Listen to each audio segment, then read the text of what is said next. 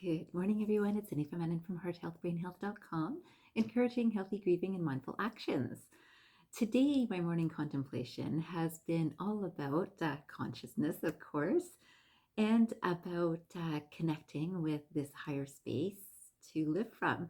And I'm loving this experience, and I wanted to share with you some of the quotations that I came across after this contemplation.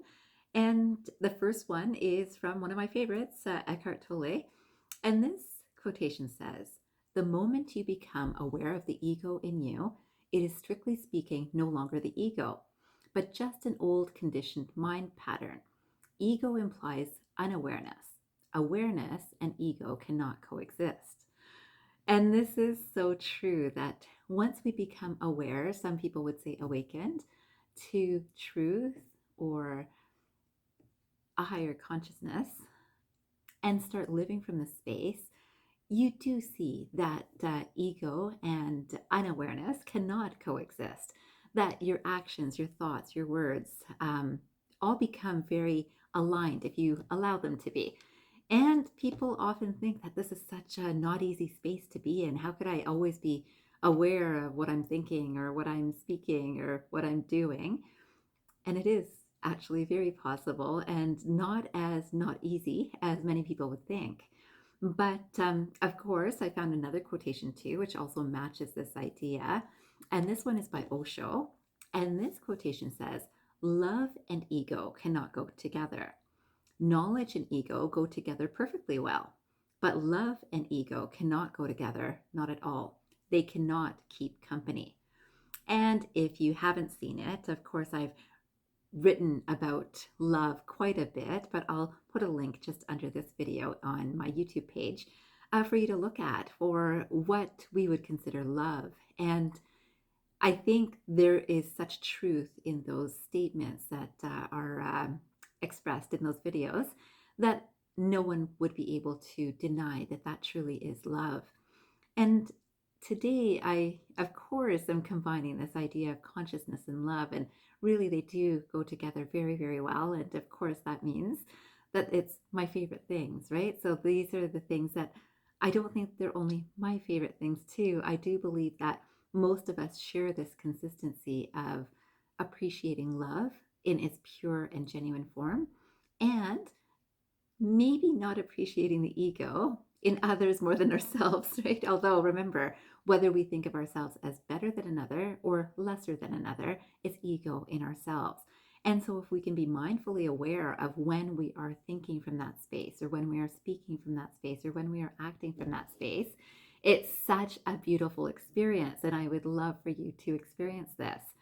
So today, for 5 minutes after this video, I would love for you to sit and just think about, what are you doing in terms of acting from a space of love as opposed to acting from a space of ego? So oftentimes we can think that, oh, if you love something, including yourself, you'll do something really kind, right? And that's a given. Although it's a given, do we do it, right? So are we thinking thoughts like that? Are we speaking words like that? Are we doing things that represent that? And you will see that if you start doing this, it's such a beautiful experience.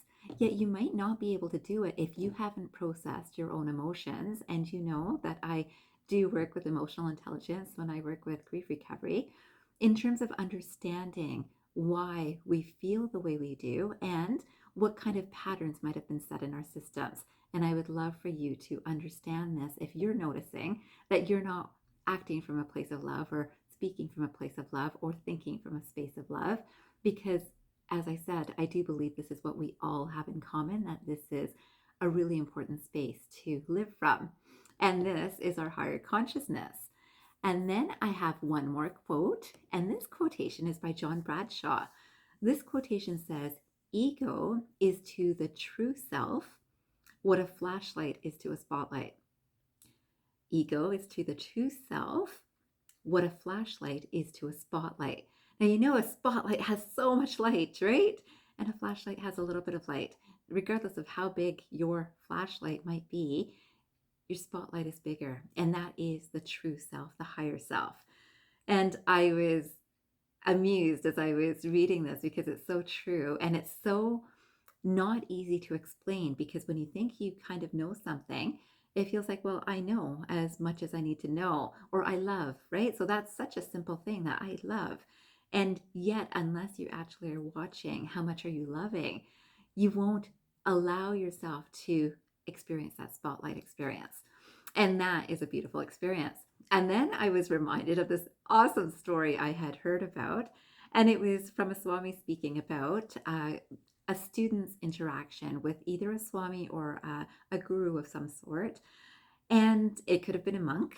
And in the story, this student came up to this teacher, this guru, that he was so impressed with, and said, "Oh my goodness, Guru, I have to bow to you for all of the things that you've given up to live the life that you are living."